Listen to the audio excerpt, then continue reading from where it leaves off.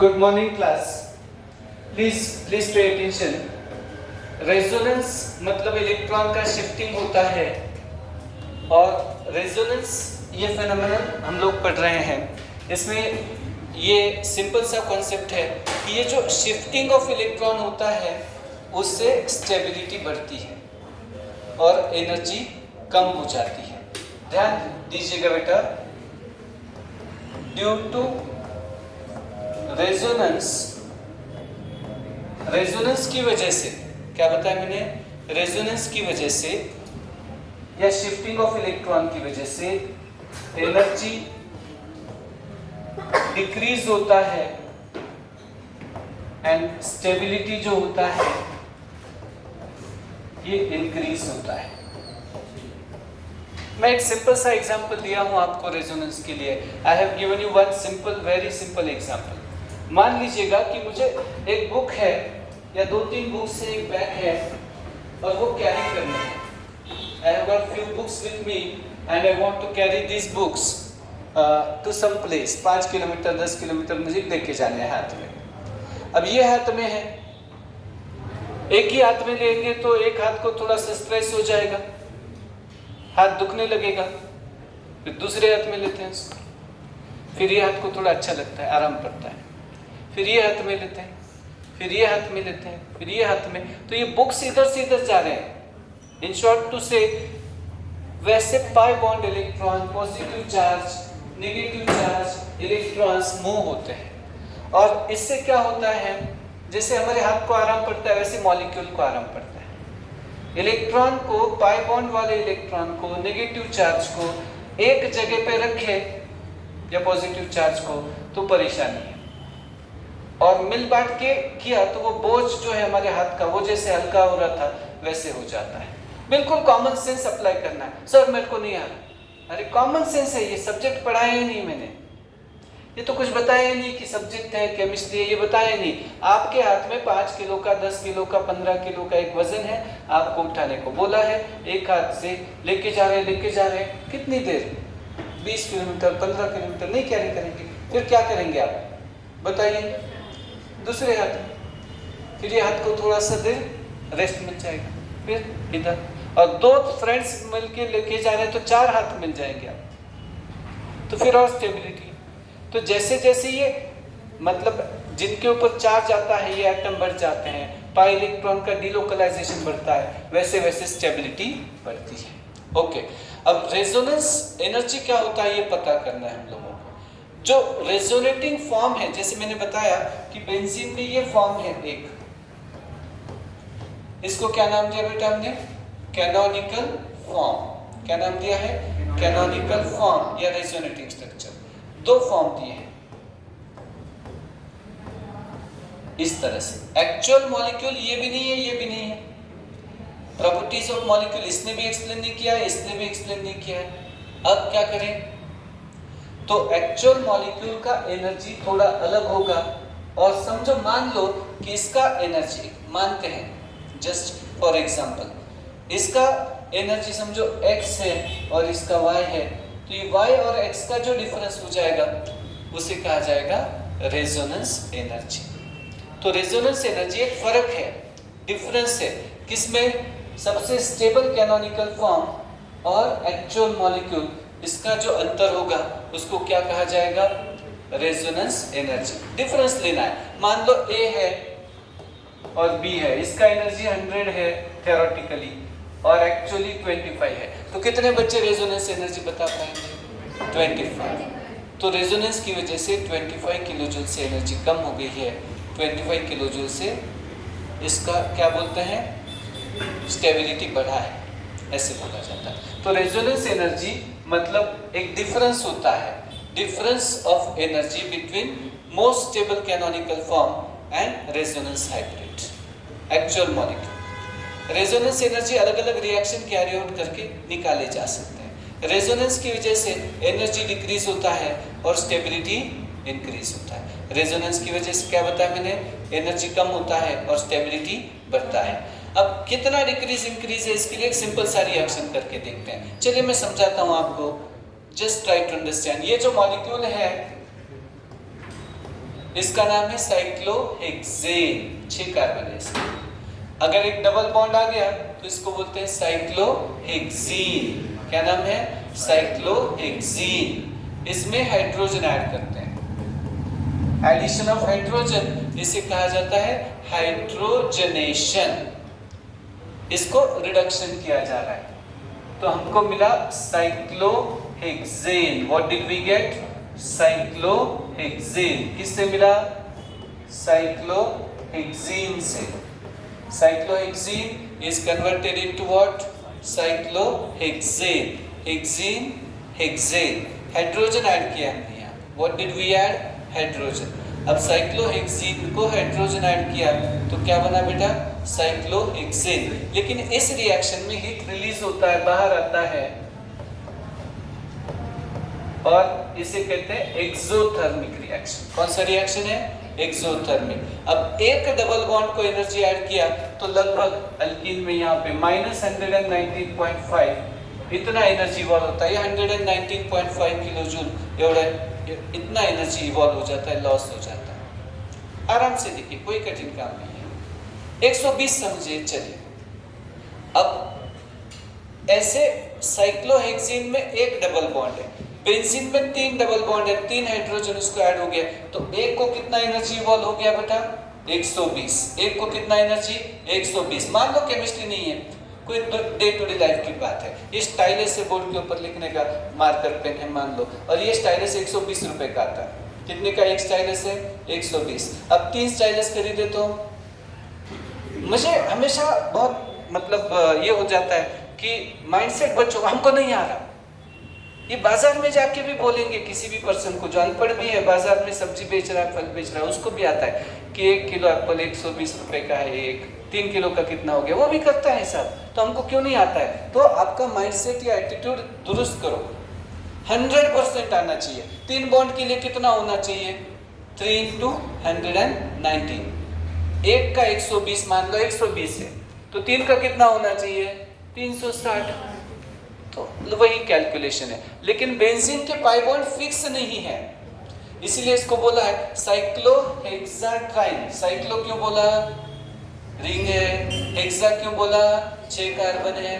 Try 3 in double bond, तो क्या नाम हुआ इसका? साइक्लोहेक्साट्राइन। साइक्लो रिंग है, hexa 6, try 3 in double bond. ऐसा फिक्स है डबल बॉन्ड बेंजीन के, माना तो कितना हीट इवॉल्व होना चाहिए? डेल्टा एच मतलब हीट एनर्जी होता है -358.5। ये थ्योरेटिकल है, कैलकुलेटेड है। और ये कौन सा है बेटा? बेंजीन का जो देखते हैं, बेंजीन को अगर हाइड्रोजन ऐड किया, एक्चुअल बेंजीन को, तो वो भी 3 हाइड्रोजन के ऐड हो जाता है, साइक्लोहेक्सेन बन जाता है। ये enthalpy of hydrogenation actual benzene का जो आया है ये -208 आ गया है। How much it is? -208। -208 आया है, और थ्योरेटिकली कितना आया है? -358। मतलब सीधा सीधा है। अब हिसाब करते हैं, हमको डिफरेंस चाहिए। What we want is difference. तो रेजोनेंस एनर्जी कितना होता है देखिएगा, और रटो मत, एक बार समझो इसको। एग्जाम में सिर्फ कैलकुलेशन करना पड़ता है आपको, ये कोई याद नहीं रखना पड़ता है। Resonance energy is equal to delta H hydrogenation observe, observe मतलब experimental actual, minus delta H hydrogenation, hydrogen add करना है, टेंशन नहीं लेना है इसका, थ्योरेटिकल या कैलकुलेटेड। ऑब्जर्व कितना है heat of hydrogenation? What is the heat of hydrogenation observe? It is -208। Theoretical कितना है? -358.5। तो ये डिफरेंस कितना आया लगभग? तो -150.5 प्लस, ओके, ये माइनस ऑफ माइनस प्लस हो जाएगा, तो ये अप्रॉक्स आता है 36 किलो कैलोरी। तो बेंजीन का जो एनर्जी है वो साइक्लोहेक्साट्राइन से 36 किलो कैलोरी से कम है। मतलब अगर एनर्जी इधर लिखा गया तो साइक्लोहेक्साट्राइन ऊपर है और बेंजीन लेस एनर्जी वाला है, और गैप कितना है? तो 36 किलो कैलोरी का है। Less energy. तो इतनी बात समझे और बात को छोड़ दे। मतलब मैं हमेशा बताता हूँ बच्चों को, बहुत सारे बच्चे फंस जाते हैं, ये नहीं लिख पाते हैं हाई एनर्जी, और ये गैप 36 किलो क्या लिखा है। तो एक लाइन में अब तक जितना पढ़ा उसको एक लाइन में फिनिश करना है और 1 मिनट में, और इसके बाद में सोचना नहीं ज़्यादा। रेजोनेंस से स्टेबिलिटी बढ़ता है, क्या बात पता है? रेजोनेंस से स्टेबिलिटी बढ़ता है मतलब क्या है? अच्छा लगता है। जैसे हमने हमारा जो वजन था एक हाथ के ऊपर आया था, अब हाथ बदल दिया, इधर लिया, तो क्या हुआ? रिलैक्स फील हुआ। नहीं तो एक ही हाथ दुख रहा था, वो दर्द हो रहा था, उसमें परेशानी हो रही थी, मसल का प्रॉब्लम हो जाता, ज्यादा स्ट्रेस हो जाता उसके ऊपर। बदला तो अच्छा फील हुआ है आपको, म्हणजे आराम वाटतो। तसं रेझोनन्समुळे आराम वाटतो, स्टेबिलिटी वाटते, एक बात। आणि रेझोनन्सिंग स्ट्रक्चर हायब्रिड जे आहे त्याची एनर्जी कमी असते, दोघांचा जो गॅप असतो, डिफरन्स असतो, याला म्हणायचं आहे रेजोनेंस एनर्जी। अब बेंजीन को हाइड्रोजन ऐड किया तो 208 एनर्जी इवॉल्व हो रहा है, थ्योरेटिकली 358 होना चाहिए था, कितना हुआ? 208। आता है, अच्छी बात है, नहीं आता है तो डायरेक्टली छोड़ सकते हैं इसको, ये कोई टेंशन का मुद्दा है नहीं, बिल्कुल ऑनेस्टली अच्छे मन से बोल रहा हूँ मैं, आपको परेशानी के लिए नहीं बोल रहे हैं। तो रेजोनेंस से स्टेबिलिटी बढ़ता है, एक लाइन लिखो, काम खत्म। रेजोनेंस से स्टेबिलिटी इंक्रीज होगा और एनर्जी कम होगा। तो बेंजीन का एनर्जी कम है और साइक्लोहेक्साट्रिन का एनर्जी ज्यादा है। अगर डबल बॉन्ड एक ही जगह पे होते तो अनस्टेबल होते, अगर एक ही हाथ में वजन उठा के लेके जा रहे हैं पूरा, तो दुखेगा, दर्द होगा, आराम नहीं होगा, कंफर्टेबल नहीं होंगे आप। और अलग अलग हाथ यूज किए तो कंफर्टेबल है। एक के बजाय 2 लोग गए और 4 हाथों ने काम किया तो फिर और कंफर्टेबल है, 3 लोग गए तो और ज्यादा, और 4-5 लोग मिलकर टीम वर्क किया तो बहुत इजी होगा, it will be very easy.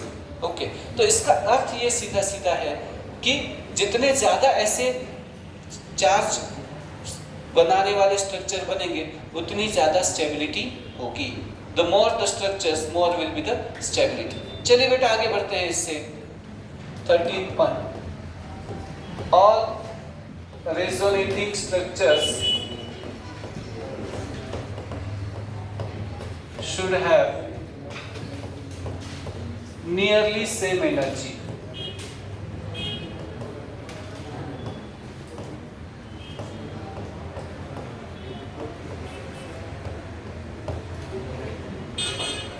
All resonating structures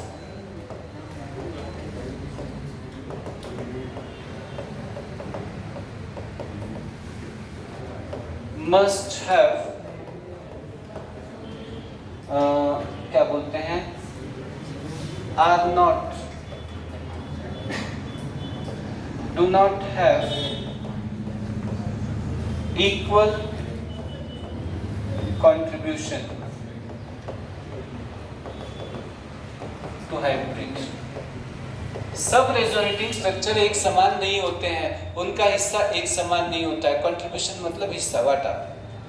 कोई 80% इंपॉर्टेंट होगा, कोई 20% इंपॉर्टेंट होगा, कोई 30% इंपॉर्टेंट होगा।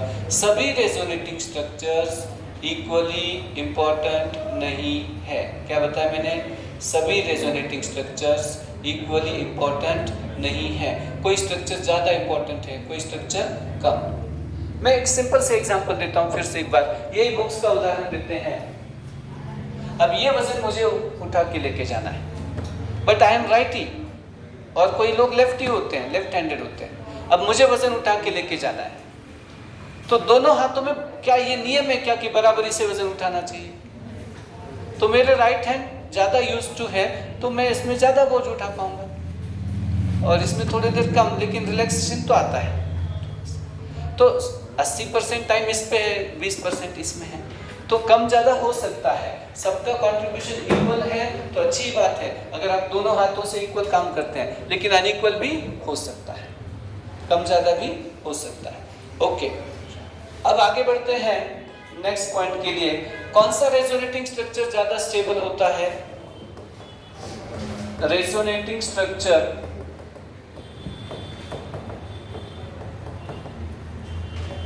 with more bonds, octet for each atom, and less charge separation are more stable, have greater contribution.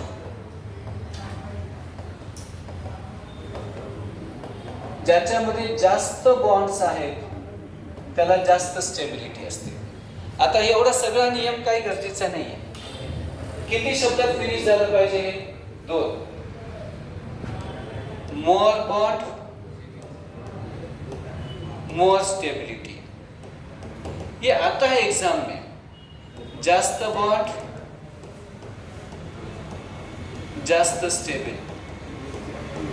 आता जास्त आणि कमी म्हणजे काय सांगायचं है?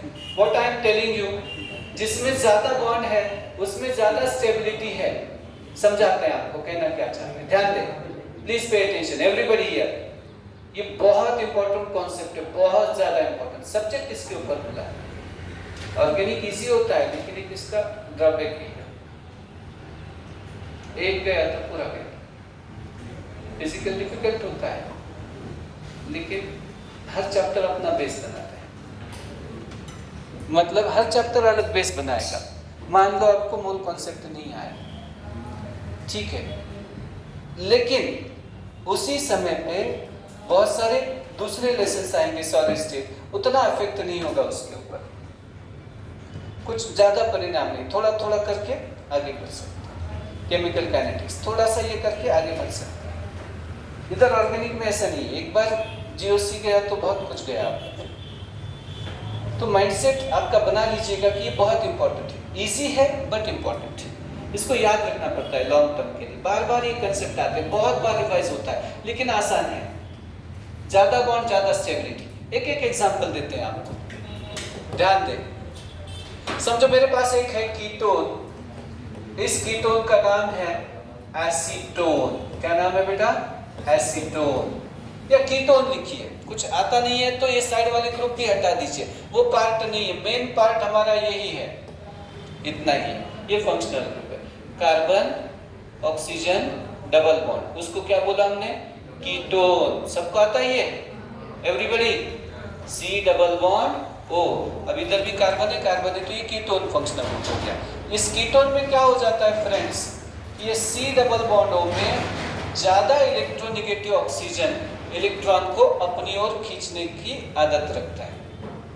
It has practice to snatch electrons. It is more electronegative. और पाई वाले इलेक्ट्रॉन वीक है तो वो अपनी ओर खींच लेता है.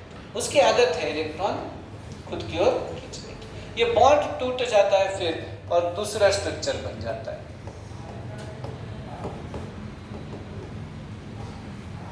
अब हमको ये बताना है कि स्ट्रक्चर 1 है, 2 है.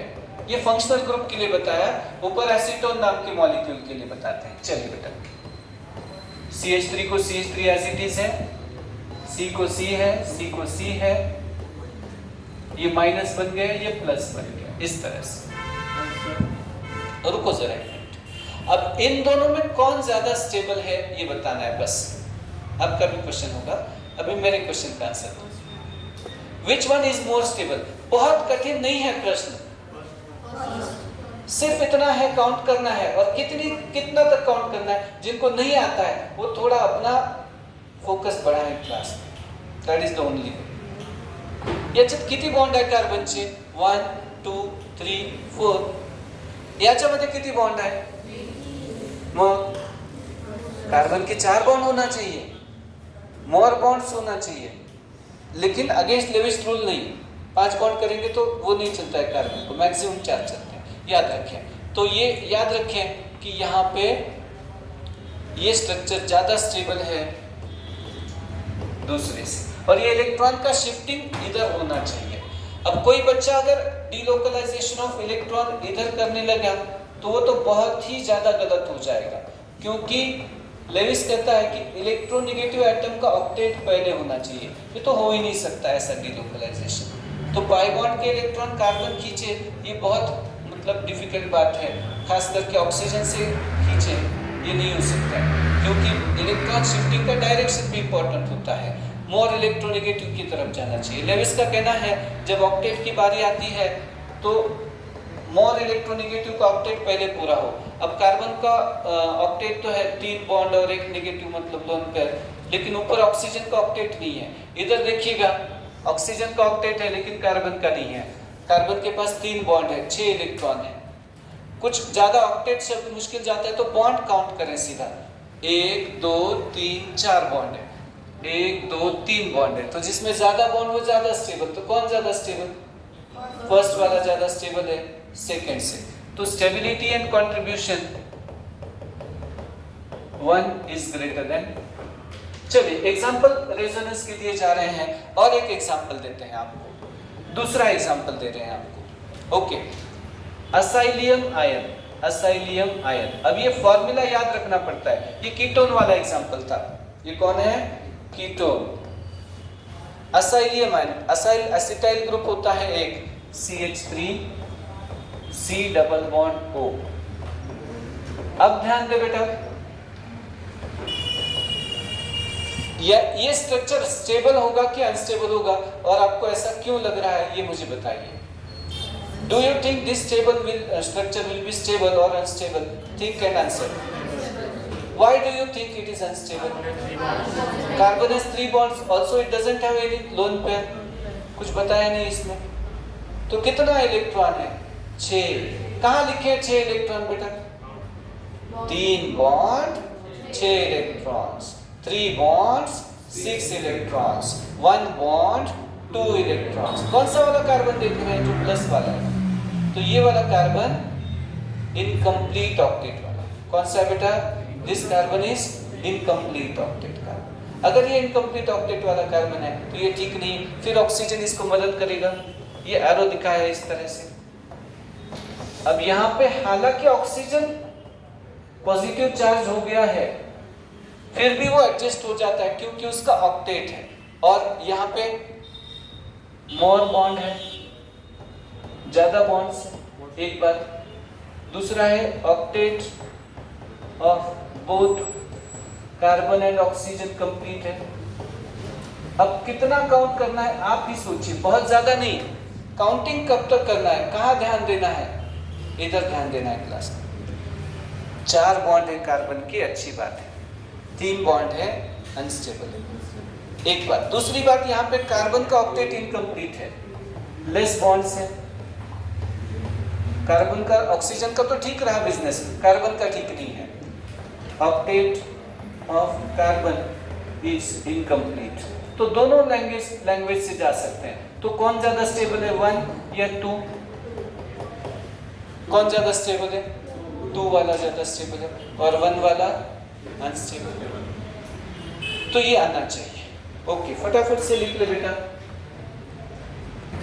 तो जो रूल होता है उसको समराइज करना सीखे बेटा। लेकिन हमेशा ये तय नहीं है कि रेजोनेंस में भी एक कंपैरिजन होता है। चलिए बेटा मैं बताता हूँ आपको। एसिटिक एसिड नाम का एक मॉलिक्यूल है जिसको इथेनॉइक एसिड बोलते हैं। आप इथेनॉइक एसिड में भी मैं बताऊंगा इसको। ये रिवीजन भी है नोमेनक्लेचर का, आराम से। कितने बच्चे एसिड का फॉर्मूला जानते हैं? फंक्शनल ग्रुप क्या है? C double bond O OH। Acetic acid का या इथेनॉइक एसिड का CH3 C double bond O OH। अब सबसे पहले रेजोनेंस करना है, मतलब पाई बॉन्ड वाले इलेक्ट्रॉन को देखना है। तो क्या ये CH3 का कोई रोल है क्या रेजोनेंस में? इसका कोई संबंध है क्या? नहीं। क्यों नहीं है? इसमें सिग्मा बॉन्ड है सिर्फ, और रेजोनेंस में हम लोग सिग्मा बॉन्ड को तो फिक्स रखते हैं, वो तो बदलता नहीं है। फिर कौन से बॉन्ड की ओर आपका ध्यान होना चाहिए? पाई बॉन्ड के ऊपर या लोन पेयर के ऊपर। ओके, तो लोन पेयर या पाई बॉन्ड। अब लोन पेयर का उपयोग करते हैं हम लोग, इसको इस तरह से बताते हैं। ये जो एरो है बेटा, ये कॉन्जुगेशन की बात करते हैं, वो भी बता देते हैं। ये लोन पेयर जो है ये पाई बॉन्ड की तरफ जा रहा है, तो ये इस तरह से लिखेगा आपको।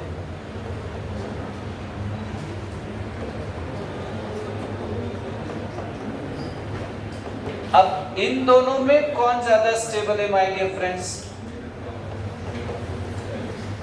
Which one is more stable? Can you tell? ये एरो बताने आने चाहिए, नहीं आया तो कोई बात नहीं है, लेकिन कहां से कहां तक जा रहे हैं एरोज, ये देखिए धीरे से, कोई टेंशन नहीं है किसी बात का। कौन सा वाला ज्यादा स्ट्रक्चर स्टेबल है? कार्बन के बॉन्ड काउंट करें, इधर कितना है? 4, इधर OH तो नहीं है, इधर O- है, तो इधर भी कार्बन के बॉन्ड कितना है? 4, तो बॉन्ड का हिसाब नहीं है। फिर ऑक्टेट का लगा के देखते हैं, इधर कार्बन के पास कितना इलेक्ट्रॉन है? 8, इधर भी 8, तो ऑक्टेट भी नहीं समझ रहा, तो लोन पेयर का हिसाब तो है नहीं कुछ ऐसा। तो जब सबका ऑक्टेट है, सबका चार्ज है, तो जिसमें चार्जेस अलग अलग नहीं है, लेस सेपरेशन ऑफ चार्जेस है,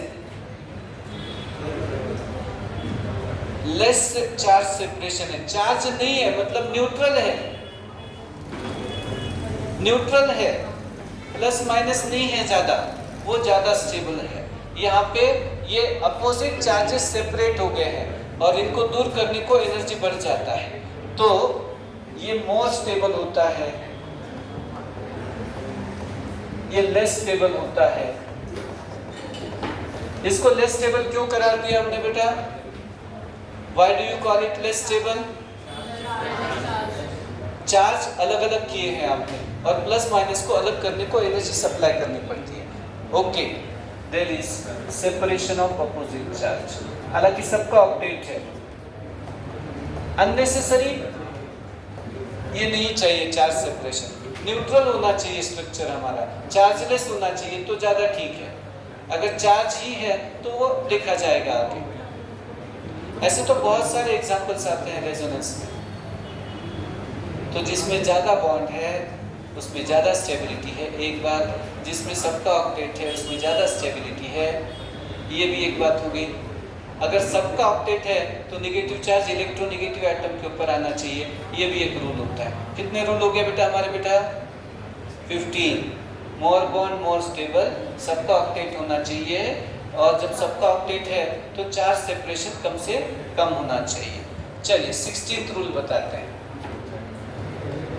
resonance structure with like charges on adjacent carbon are unstable। ऐसा रेजोनेंस स्ट्रक्चर जिसमें लाइक चार्जेस एडजेसेंट कार्बन पे आए वह बहुत ज़्यादा अनस्टेबल होगा। क्या बताया मैंने? ऐसा रेजोनेंस स्ट्रक्चर जिसमें लाइक चार्जेस एडजेसेंट कार्बन पे है वो बहुत ज़्यादा अनस्टेबल होगा, प्लस प्लस में रिपल्शन हो जाएगा। समझाते हैं। ये एक मॉलिक्यूल है बेटा, CH3 C double bond O C double bond O CH3। कितने कार्बन है इसमें बताओ तो एक बार? 4 वाला अल्केन ब्यूटेन, और कीटोन है तो डायोन, ओन बोलते हैं, 2 कीटोन है तो डायोन, तो इसका नाम होता है 2,3 ब्यूटेन डायोन, या फिर बोलते हैं ब्यूटेन 2,3 डायोन। क्या बोला बेटा हमने? 2,3 ब्यूटेन डायोन या ब्यूटेन 2,3 डायोन। इसको सिंप्लीफाई कर देते हैं।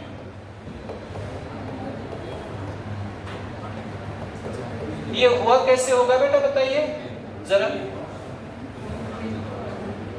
तो इसका अर्थ ये होता है कि ये इलेक्ट्रॉन इधर गया है, ये कर्व एरो से इलेक्ट्रॉन बताते हैं, और हेड जो होता है एरो का वहां इलेक्ट्रॉन जा रहा है, हेड की तरफ इलेक्ट्रॉन जा रहे हैं, ये शिफ्टिंग होता है इलेक्ट्रॉन का।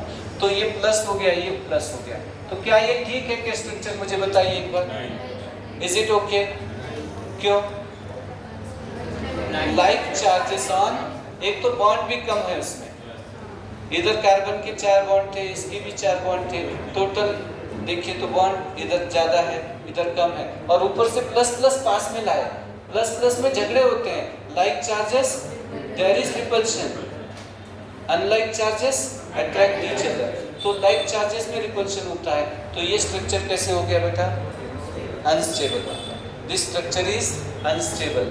इसमें लेस बॉन्ड है और लाइक चार्जेस है, तो ऐसा रेजोनेंस में मीनिंग नहीं होता है ज़्यादा। तो यही फॉर्म में रहेगा और वो फॉर्म में वो ज़्यादा जाएगा नहीं, ये बात है, याद रखते हैं इस बात को। ठीक है, आगे बढ़ते हैं। 17th रूल है, when there is octet for each atom, ये रूल भूलना नहीं है बेटा आपने। when there is octet for each atom, resonance structure in which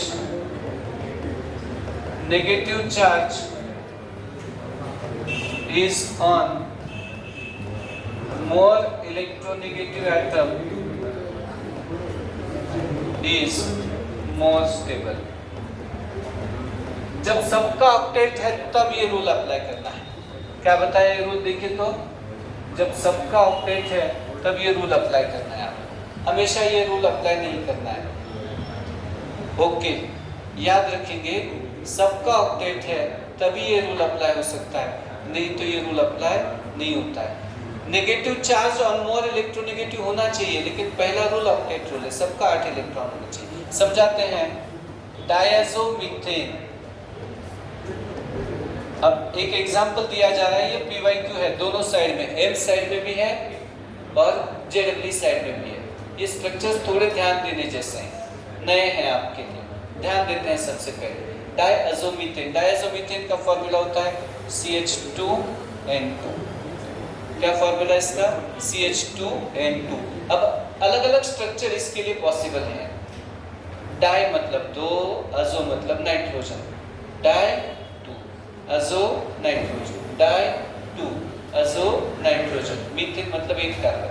तो ऐसे मान्यता है यहाँ पे कि मीथेन तो CH4 होता है, अब उसके 2 हाइड्रोजन आपने कम किए और 2 नाइट्रोजन ऐड किए, तो इसका नाम हो गया diazomethane. What is the name? Diazomethane, CH2N2, like this it comes। अब ये जो डायज़ोमीथेन है, इसकी स्ट्रक्चर कुछ ड्रॉ करते हैं, ध्यान देगा। CH2 double bond N, double bond N minus, ये माइनस चार्ज ही एक्चुअली लोन पेयर होता है, फिर भी आपको समझा रहे हैं। ये पहला स्ट्रक्चर आया है diazomethane, this is one of the structures. Okay, दूसरा स्ट्रक्चर ड्रॉ करते हैं डायज़ोमीथेन के लिए। CH2 minus N, triple bond N plus. अच्छा, इन दोनों की कंपटीशन लगाइए और मुझे बोलिए कौन सा स्ट्रक्चर ज्यादा स्टेबल है। Have competition between these two, या और एक स्ट्रक्चर भी ड्रॉ करके देख सकते हैं इसके लिए। Different structures I can draw for. Okay, तो ये स्ट्रक्चर इधर तो जा सकता है, अलग अलग स्ट्रक्चर्स हम लोग लेके जा सकते हैं।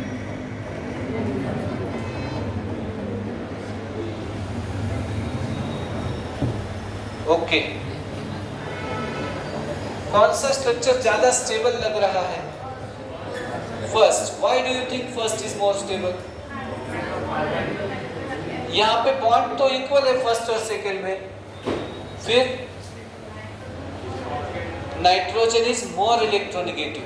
जब सब बॉन्ड इक्वल है, बॉन्ड जब इक्वल है, सबका ऑक्टेट है, तो नेगेटिव चार्ज ऑन नाइट्रोजन ज़्यादा पसंद है, वो सहन कर सकता है। कार्बन को उतना नेगेटिव वेट बियर नहीं होता है।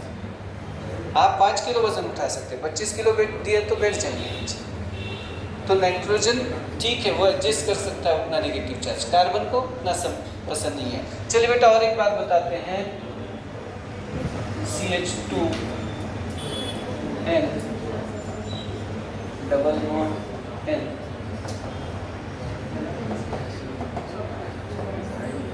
कितने बच्चे इसको बता सकते हैं बेटा?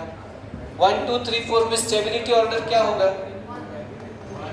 सबसे ज्यादा स्टेबल कौन सा होगा? 1 का ऑक्टेट सबके ऊपर है, फिर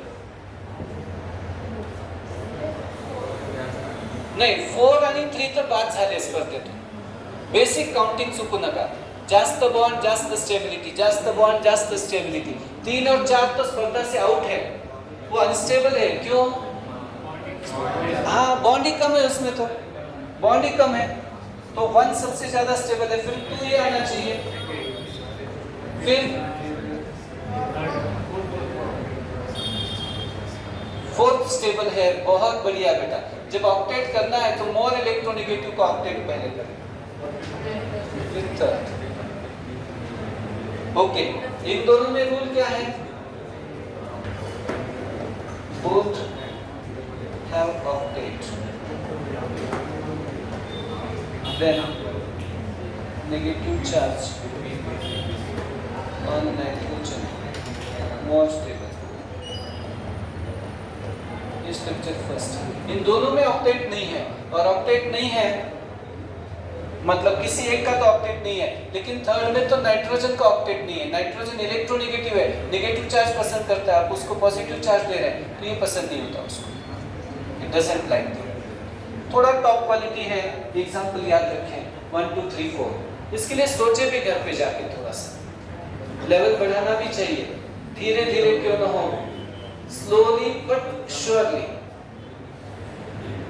आराम से क्यों ना हो, लेकिन 100% विश्वास के साथ हमको टॉप लेवल पे पहुंचना पड़ता है। कुछ छोड़ेंगे तो नहीं, जरूर आगे बढ़ेंगे। फटाफट लिखिए बेटा,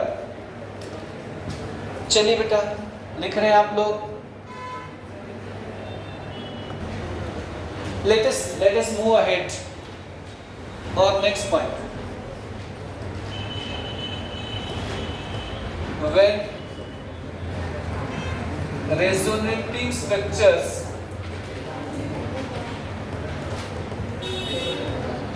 are equivalent, resonating structure एक जैसे हैं तब क्या हो रहा है? When resonating structures are equivalent, resonance gives more stability. जब रेजोनेटिंग स्ट्रक्चर इक्विवेलेंट है तब उस रेजोनेंस में ज्यादा स्टेबिलिटी आती है। जब रेजोनेटिंग स्ट्रक्चर एक जैसे हैं तब, समझाते हैं।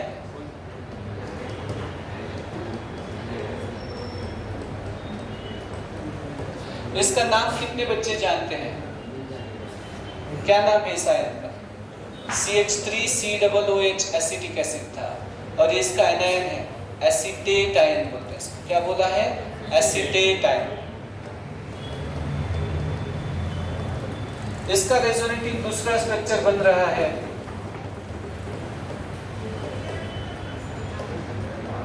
डबल बॉन्ड को घुमाने का है, एसीटेट आयन ही है वो भी, that is also acetate ion. Double bond को मूव करना है आपको, बस कोई कठिन काम नहीं है। पहले डबल बॉन्ड ऊपर था, भी इधर आया, कार्बन की तरफ तो जाना नहीं, सिग्मा बॉन्ड की तरफ। अब इन दोनों स्ट्रक्चर में CH3COO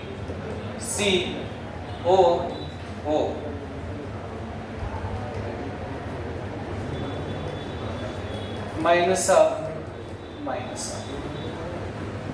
ओके, ये बात आपको ध्यान में रखनी चाहिए। अब ये दोनों में both carbon oxygen bond lengths are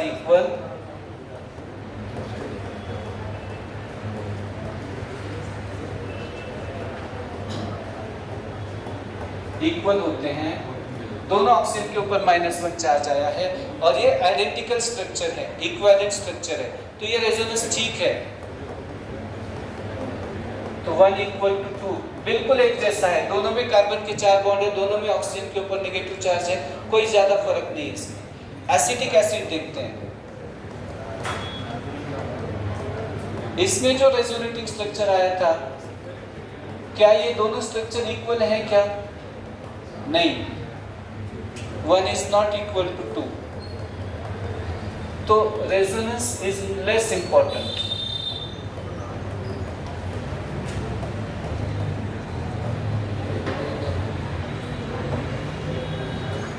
यहाँ पे रेजोनेंस इंपॉर्टेंट नहीं है, तो किस में ज्यादा इंपॉर्टेंट है रेजोनेंस? एसिटिक एसिड में या एसीटेट आयन में?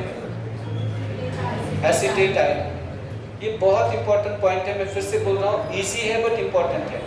द ओनली थिंग, ए बेटा बोलो ना, the only thing students miss out कि उसको देखते नहीं है, एक बार लिखते नहीं है, खुद को बोलते नहीं है, इसमें न्यूमेरिकल्स नहीं है, कैलकुलेशंस नहीं है, थोड़ा थोड़ा थोड़ा थोड़ा बेहतर होते जाएंगे दिन ब दिन, तो ये पक्का होता जाएगा। बिल्कुल थ्योरेटिकली चल रहे हैं। हमने सिर्फ आज 7 लाइन पढ़ी है आज तक, लगभग 50 मिनट टाइम दिया, तो एक लाइन को 10 मिनट हमने एक्सप्लेन किया, 8-10 मिनट। तो ध्यान दे, इसकी तरफ लिख के देखें इसको, मैं बार बार दोहराता हूँ, और बहुत सारे बच्चे करते हैं।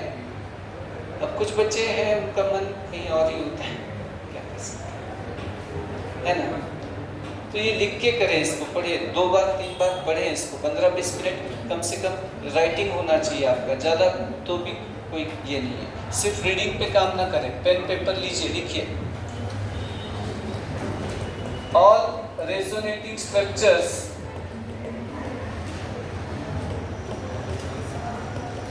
must be correct Lewis structures. For example, pentavalent carbon nitrogen are not allowed. कार्बनची मॅक्झिमम कोव्हॅलन्स 4 आहे, कार्बन जास्तीत जास्त 4 बॉन्ड बनवते। ओके, कार्बन नाइट्रोजन इनका ज्यादा से ज्यादा 4 बॉन्ड होता है, सेकंड में डी ऑर्बिटल नहीं होता है। तो ध्यान दें,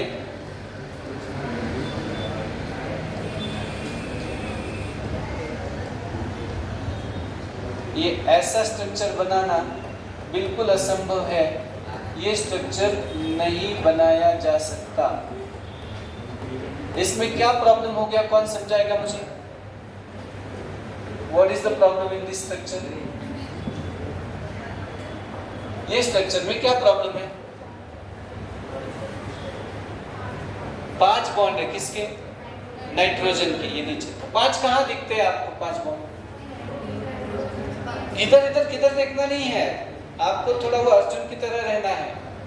पूरे स्ट्रक्चर आपको एक तो प्रैक्टिस करने के बाद आना चाहिए, लेकिन यह नाइट्रोजन के ऊपर नजर है। NH3 में 3 और नीचे 2, तो 5 बॉन्ड तो हो नहीं सकते। कार्बन नाइट्रोजन ये पूरा सेकेंड रो होता है, beryllium, boron, carbon, nitrogen, oxygen, इनके लिए एक ही रूल है, मैक्सिमम 4 बॉन्ड कर सकता हूँ बॉन्डिंग में 4 ओर से, 5वां बॉन्ड अलाउड नहीं है। पेंटावैलेंट नाइट्रोजन अलाउड नहीं है।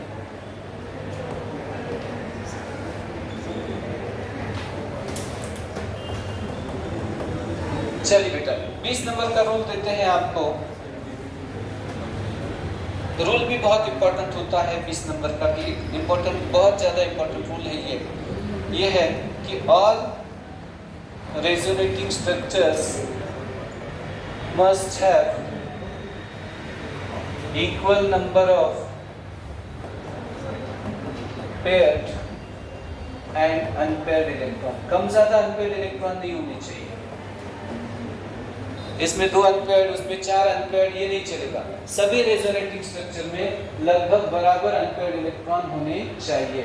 All resonating structures must have equal number of unpaired electrons.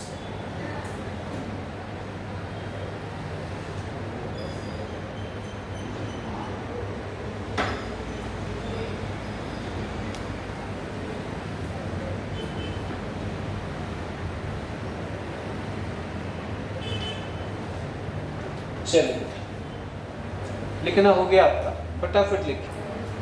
चलिए बेटा, आगे बढ़ते हैं। और रेजोनेंस के लिए कॉन्जुगेशन होना बहुत आवश्यक होता है। For resonance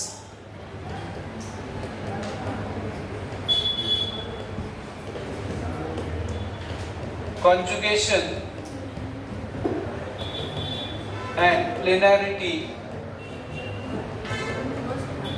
is must। Resonance के लिए कॉन्जुगेशन और प्लेनैरिटी मस्ट होता है।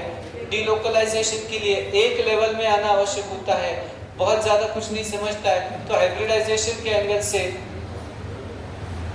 sp2 सब कुछ होना चाहिए, सबको sp2 हाइब्रिडाइजेशन होना चाहिए। लेकिन इतना भी नहीं समझता है तो समझाते हैं आपको।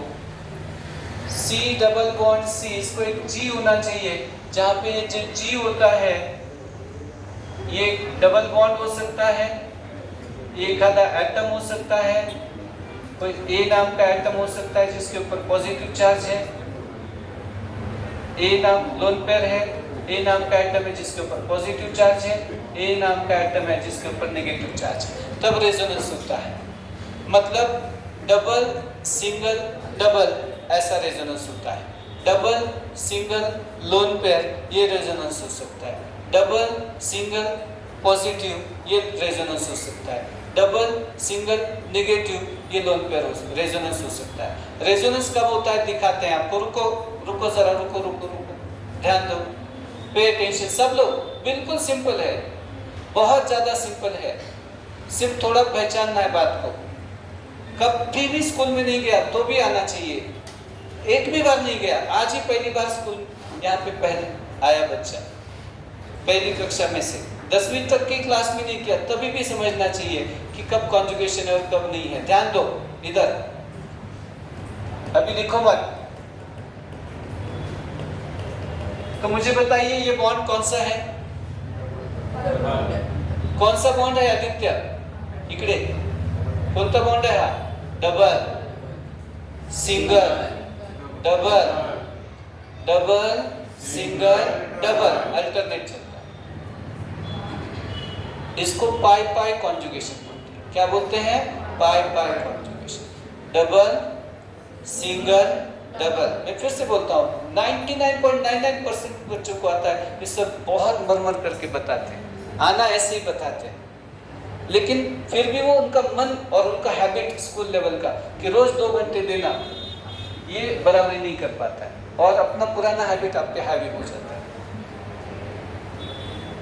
अब रेजोनेंस किसी को भी नहीं था 9-10 तक, अब इसने भी पहली बार सुना, उसने भी पहली बार, उन्होंने भी पहली बार, इन्होंने पढ़ाई किया, उन्होंने नहीं किया, वो पीछे आप आगे देखना, उधर कोई नहीं बता दे। बुरा लगता है इन्होंने किया और इन्होंने नहीं किया बोले तो मैं बार बार रिवाइज इसके लिए करता हूँ कि इनको समझ में आ गया, उनको आ गया, फिर इनको नहीं आया, तो इसीलिए अलग अलग ढंग से मैं बताते रहता हूँ, एग्जाम्पल से पक्का करवाते रहता हूँ क्लास में। डबल सिंगल डबल रेजोनेंस है। मुझे बताइए क्या यहाँ रेजोनेंस है क्या यहाँ कॉन्जुगेशन हो सकता है क्या, और है या नहीं है? Just raise your hands. Is there possibility of pi-pi resonance? Are these pi bonds conjugated? तो रूल क्या है pi-pi conjugation? Double single double भी तो है ना,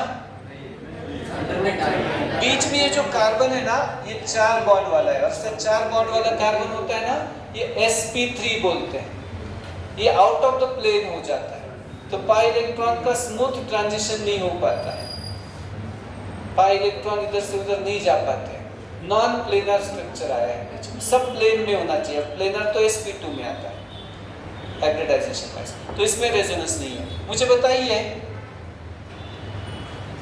क्या ये 2 पाई बॉन्ड कॉन्जुगेटेड है क्या नहीं है? सिर्फ 2 पाई बॉन्ड के लिए रेजोनेंस हो सकता है क्या? इन 2 पाई बॉन्ड के लिए, पूरा साइक्लिक नहीं, लेकिन इन दोनों के लिए पक्का श्योर। अब कितने बच्चे बताएंगे इसमें पाई पाई कॉन्जुगेशन है कि नहीं है? चलिए मुझे बताइए यहाँ पे पाई पाई कॉन्जुगेशन है क्या? ये तो बहुत ज्यादा पक्का है, ये तो बेंजीन है, रेजोनेंस का बाप है, यही से तो रेजोनेंस शुरुआत हो गया है। रेजोनेंस मतलब इसमें सबसे ज्यादा है double single double single double single, तो पाई पाई कॉन्जुगेशन बहुत इजी है, अल्टरनेट सिंगल डबल बॉन्ड आता है। तो मुझे बताइएगा क्या इसमें पाई पाई कॉन्जुगेशन है क्या? क्या गलती है? बीच में sp3 हाइब्रिड कार्बन या 2 सिंगल बॉन्ड आ रहे हैं। तो कॉन्जुगेशन में पहला टाइप ऑफ कॉन्जुगेशन मैं बताने जा रहा हूँ, डबल सिंगल और जी माने कोई ग्रुप है और जी में डबल बॉन्ड आया तो भी चलता है, लोन पेयर आया तो भी आता है, पॉजिटिव चार्ज आया तो भी आता है और नेगेटिव चार्ज भी आता है डिलोकलाइजेशन में। समझाते हैं पहला पाई पाई कॉन्जुगेशन। कौन सा कॉन्जुगेशन है बेटा? पाई पाई कॉन्जुगेशन। पाई पाई कॉन्जुगेशन, तो इसमें रेजोनेंस हो सकता है क्या? Yes, it has got resonance. CH2 double bond CH CH double bond CH, CH double bond CH 2। कितने बच्चे बोलते हैं इसमें रेजोनेंस हो सकता है क्या? इसमें कॉन्जुगेशन पॉसिबल है क्या? रेजोनेंस पॉसिबल है क्या? अच्छा, 2 डबल बॉन्ड है तो होता है, और ऐसे 3 आया तो उसको लिमिटेशन नहीं है, सिर्फ प्लेन में होना चाहिए। अब ये शब्दों का ध्यान दे, अल्टरनेट सिंगल डबल बॉन्ड होना है, ये बचपना है जो मैंने बोला कि स्कूल में नहीं गए बच्चे उनके लिए, लेकिन हाइब्रिडाइजेशन को पहचानना ये थोड़ा जूनियर कॉलेज लेवल पे आते हैं। और हाइब्रिडाइजेशन 3 पाई बॉन्ड अगर है और 1 सिग्मा है कार्बन का तो sp2 बोला है, और सबका sp2 होना आवश्यक है। हाइब्रिडाइजेशन पहचान। तो क्या इसमें रेजोनेंस पॉसिबल है? यस। मुझे बताइए CH2 double bond CH, C double bond OH, क्या इसमें रेजोनेंस पॉसिबल है? यस। डबल सिंगल डबल चलेगा, ऑक्सीजन का भी डबल बॉन्ड चलता है, कोई परेशानी नहीं। CH2 डबल बॉन्ड CH, सब एग्जांपल्स लिखने हैं सब बच्चों ने। क्या इसमें कॉन्जुगेशन पॉसिबल है क्या?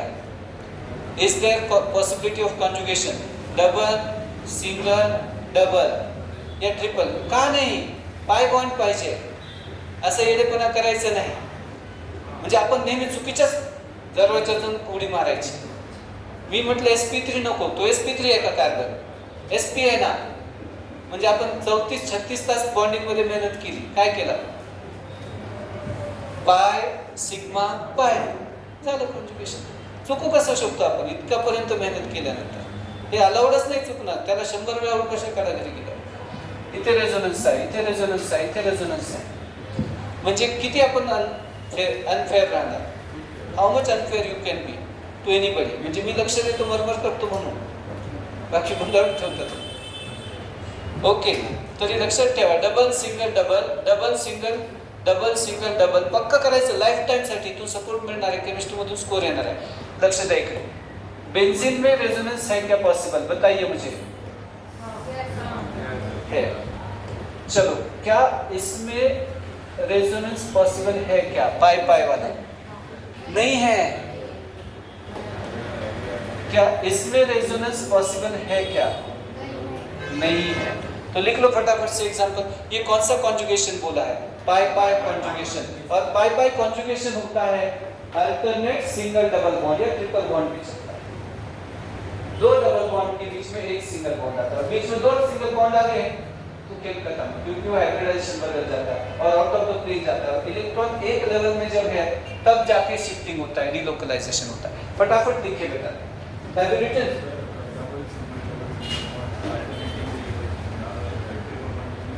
तो भी चलता है, ट्रिपल बॉन्ड भी चलता है।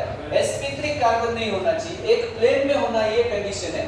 एक्चुअली बच्चों को ये प्लेन नहीं समझता है, इसीलिए डबल सिंगल का जुगाड़ लगाया है लैंग्वेज का। ये तो उनके लिए लगाया है जो स्कूल नहीं जाते। ये 2 गाड़ी, 1 गाड़ी, ये 2 गाड़ी, ऐसा।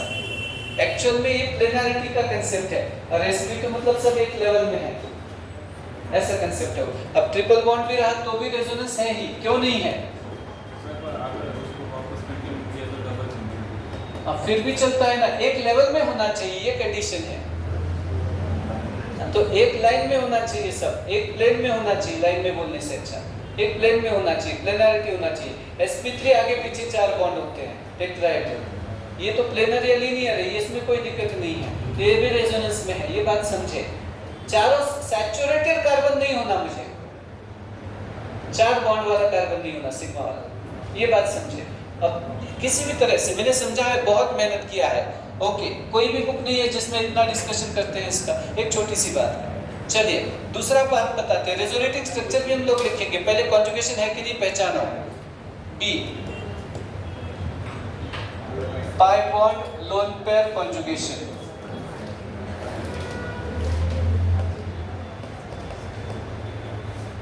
इसे पहचानो, ये बहुत ज्यादा इंपॉर्टेंट है, बहुत बहुत ज्यादा। इससे इंपॉर्टेंट यूनिट नहीं आया है, इसी भी है।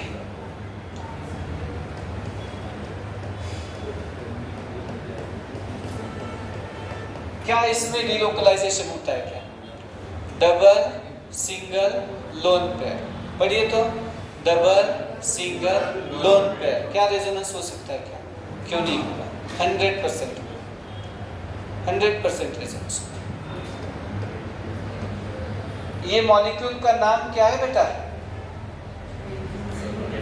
क्या नाम है इसका? पक्का? अगर मैंने इसको क्लोरीन जोड़ दिया तो क्या यहाँ रेजोनेंस हो सकता है क्या? अगर मैंने यहाँ पे क्लोरीन जोड़ा तो रेजोनेंस हो सकता है क्या? कौन सा वाला resonance? Double, single, lone pair, double, single, lone pair, double single, double single, double single, double single, pi pi था। अब यहाँ अंदर नजर नहीं है हमारी, अब नजर कहाँ है? Double single lone pair. Molecule का नाम क्या है ये? क्लोरोबेंजीन। बहुत बढ़िया दीदी, आगे बढ़ो, तुम्हारे जैसे दो दोस्त और जोड़ो। चलो बेटा, कितने बच्चे बोल पाएंगे क्या इसमें रेजोनेंस है क्या? क्या लोन पेयर डिलोकलाइज हो सकता है क्या? कितने बच्चे बताएंगे? नाम क्या है इस मॉलिक्यूल का? हाँ, बेंजीनामाइड। अजून एक नाव दिले भाऊ, aniline. What is it's name? Aniline. ये रिवीजन भी है नोमेनक्लेचर का। ये तो जरूर पहचान में आना चाहिए बच्चों, मैंने बहुत मेहनत किया है। Don't break my heart. Okay, ये कौन है? फिनॉल। तो क्या इसमें लोन पेयर का शिफ्टिंग हो सकता है क्या? पक्का? चलिए आगे बढ़ते हैं।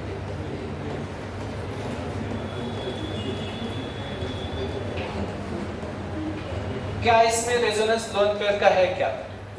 पाई बॉन्ड लोन पेयर कॉन्जुगेशन इसमें है क्या? अच्छा, क्या देख रहे हैं आप?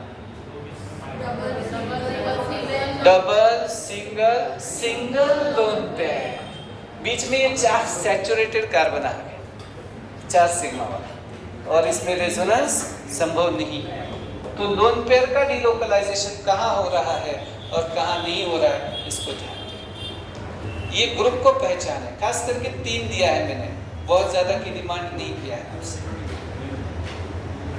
क्लोरीन लगाया बेंजीन को,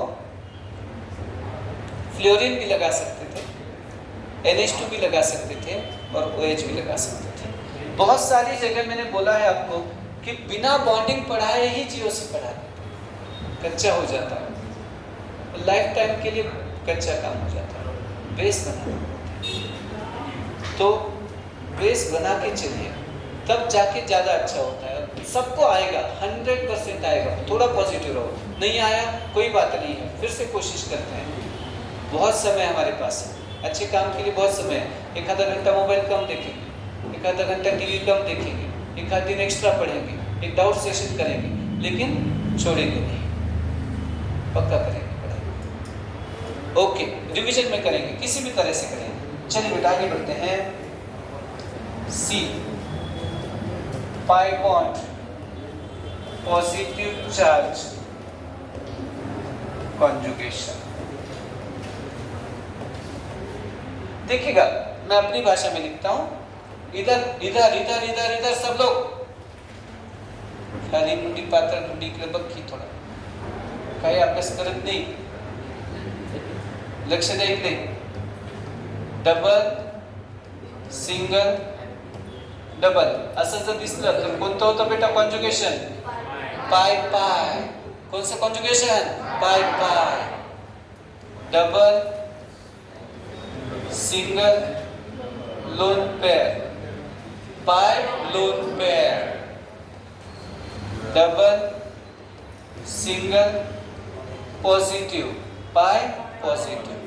डबल बॉन्ड है, उसको ऐसा एटम जोड़ा है जो पॉजिटिवली चार्ज्ड है। CH2 double bond CH2 plus. देखिएगा, डबल, सिंगल, पॉजिटिव। क्या यहाँ पे डिलोकलाइजेशन हो सकता है पाई बॉन्ड का? क्या यहाँ रेजोनेंस पॉसिबल है? क्या यहाँ पाई बॉन्ड उधर जा सकते हैं? मैं बहुत आराम से पढ़ा रहा हूँ, बहुत प्रॉपरली, बहुत मतलब एक्सट्रीम, इसलिए फिर से रिकॉर्डिंग किया। पहले वाले भी हैं, फिर से आज करना है। ओके, एकदम पूर्ण आत्मविश्वास से, मतलब ये तय करें कि ये खुद को बोले कि आज मैं मेरे दिमाग में कंसेप्ट आ रहा है, अफर्मेशंस रखिए खुद के, आज मेरा पढ़ाई ठीक हो गया है, इस तरह से। चलिए बेटा, कितने बच्चे इसका नाम बोल पाएंगे इस ग्रुप का? ये एलाइल ग्रुप है, ऐसे नहीं रिवीजन करना पड़ता है। दिस इज एलाइल ग्रुप, ऊपर वाला। और ये जो नीचे बताया है ये बेंजाइल ग्रुप है। कौन सा ग्रुप है? बेंजाइल। इसमें रेजोनेंस है क्या? इसमें रेजोनेंस है क्या? और क्या ये कार्बोकैटायन पॉजिटिव कार्बन स्टेबलाइज हो सकता है क्या रेजोनेंस से? क्यों? Double, single,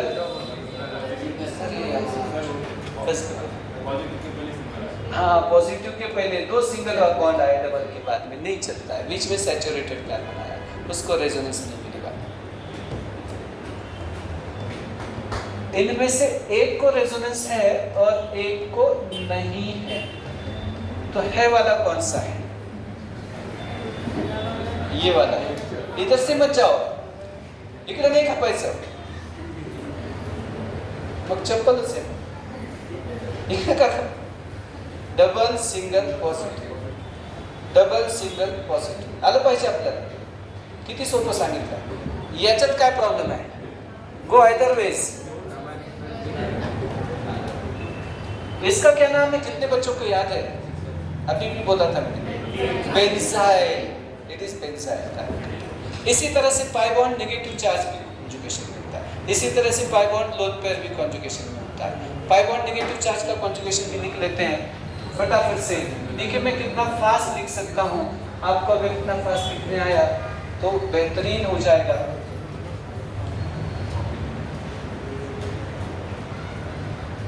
pi bond negative charge conjugation बता रहे हैं। देखिए तो आराम है, जल्दी जल्दी लिखें। Pi bond negative charge conjugation,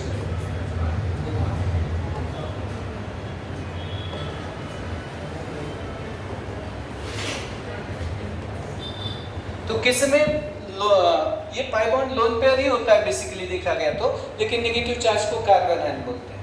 तो कितने बच्चे बोल सकते हैं इसमें रेजोनेंस है क्या? डबल, सिंगल, नेगेटिव वाला एटम, मतलब नेगेटिव वाला एटम सिंगल बॉन्ड से, इधर double single negative, double single negative, double single single. इसी तरह से इलेक्ट्रॉन अनपेड वाला भी हो सकता है।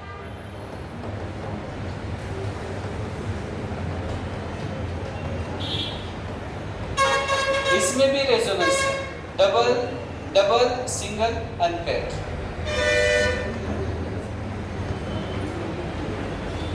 बेटा इसको क्या नाम दिया था? What was the name given to this one? आज ही बोला है ये एलाइल, एलाइल भूलना नाही, या लक्षात ठेवायचं, लिहायचं 300 वेळा 400 वेळा, मग येतं ते। त्याला झोपू द्यायचं नाही, कुत्ते की दुम में वो भूल जाते हैं, भूलना नहीं। एलाइल फ्री रेडिकल पक्का करना जाते आते समय। क्या था allyl? CH2 double bond CH2, CH2 double bond CH, CH2, और ये बेंजाइल है। चलिए कॉन्जुगेशन मैंने बताया कब हो सकता है, रेजोनेंस स्ट्रक्चर कैसे निकालना है ये भी कल करेंगे। बहुत इंपॉर्टेंट सेशन चल रहा है। Ask your friends.